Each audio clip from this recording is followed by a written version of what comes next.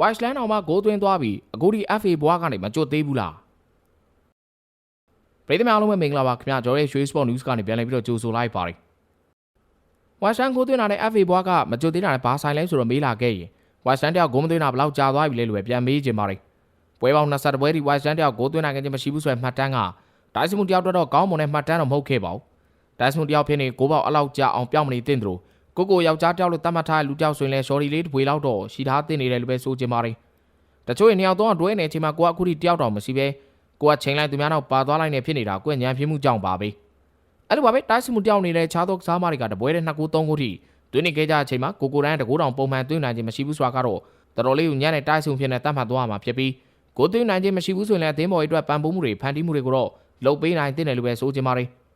United တဲ့ဒိုင်စမွန်ပြည်သူ Westland ကလည်း Leicester နဲ့ကစားခဲ့တဲ့ Premier League ပွဲစဉ်မှာတိုင်ခင်ထိ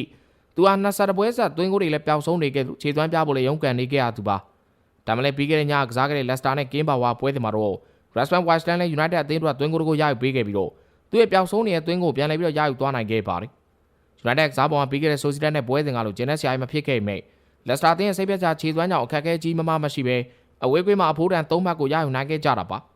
United တို့အဖွင့်ကို28မိနစ်မှာ Bruno Fernandes အကွက်မြင်မြင်ပေးပို့တာကနေ Westland ကပိတ်သွင်းခဲ့ပြီးတော့ဒိဗန်သာတိုက်စုမှာ20ပွဲဆက်နိုင်ပေါင်း22နိုင်နဲ့19မိနစ်ကြာဂိုးပေါက်ပြောင်းနေမှုအဆုံးသတ်နိုင်ခဲ့ပါတယ်အခုကဒီဇင်ဘာလအတွင်း Victoria Pleasant နဲ့ Europa League ပွဲနောက်ပိုင်း3လကျော်ကြာမှာ Westland ဂိုးပြန်သွင်းနိုင်ခဲ့တာဖြစ်လို့ Premier League မှာတော့ဒီဇင်ဘာလ10ရက်နေ့တုန်းက Nottingham Forest နဲ့ပွဲနောက်ပိုင်းသွင်းဂိုးပြန်လည်ရရှိခဲ့တာဖြစ်ပါတယ်68မိနစ်မှာ Bruno Fernandes ရဲ့ဖန်တီးမှုကနေကာနာဂျိုကဂိုးသမားတောင်ကျင်းနဲ့ပိတ်သွင်းခဲ့သလိုဆိုပါကူကလည်းကာနာဂျိုတို့4လကြာဂိုးမသွင်းနိုင်တဲ့မှတ်တမ်းဆိုအဆုံးသတ်နိုင်ခဲ့တာပါ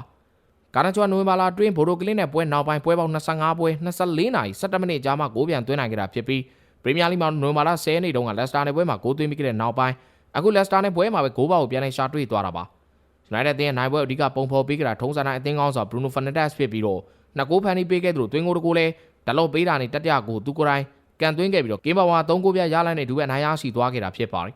လက်စတာအသင်းကတော့ပရီးမီးယားလိသမိုင်းလျှောက်အိမ်ငွေ9ပွဲဆက်ဂိုးမသွင်းနိုင်ဘဲနဲ့ရှုံးပွဲတွေ့ခဲ့တဲ့ပထမဆုံးအသင်းဖြစ်ကိုစံချိန်စိုးပိုင်ဆိုင်သွားခဲ့ပြီးတော့ United မှာယာယီနေပြပြီးတောင်းပြီးတော့ရှုံးဝဲမရှိအောင်စွမ်းဆောင်ပြနိုင်ခဲ့ပေမဲ့လက်ဆောင်ရရှိသွားတဲ့ခါမှာတော့ခုလိုမျိုးရလဒ်ဆိုးတွေနဲ့ဇက်တိုက်ဆိုသလိုကြုံတွေ့နေရတာဖြစ်ပါတယ်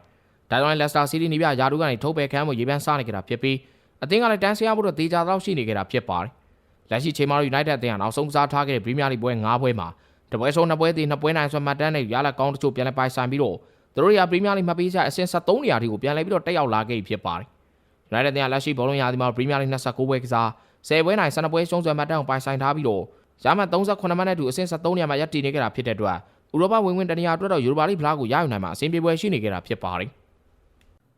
ဟုတ်ကဲ့ပါဒီဗီဒီယိုလေးကဒီလောက်ပါပဲခင်ဗျနောက်ဗီဒီယိုဒီမှာလည်းအားကစားနဲ့ပတ်သက်တဲ့သတင်းကြောင်းတွေကိုတင်ဆက်ပေးသွားမှာဖြစ်လို့လောက်ရှိကြဖို့လည်းဖိတ်ခေါ်ပါရစေကျွန်တော်ရဲ့ page လေးကိုလည်း like and follow မနေရသေးဘူးဆိုရင်နှိပ်သွားကြဖို့လည်းတောင်းဆိုပါရစေခင်ဗျစုံလီကြည့်ပြအတွက်လည်းအားလုံးကိုကျေးဇူးတင်ပါတယ်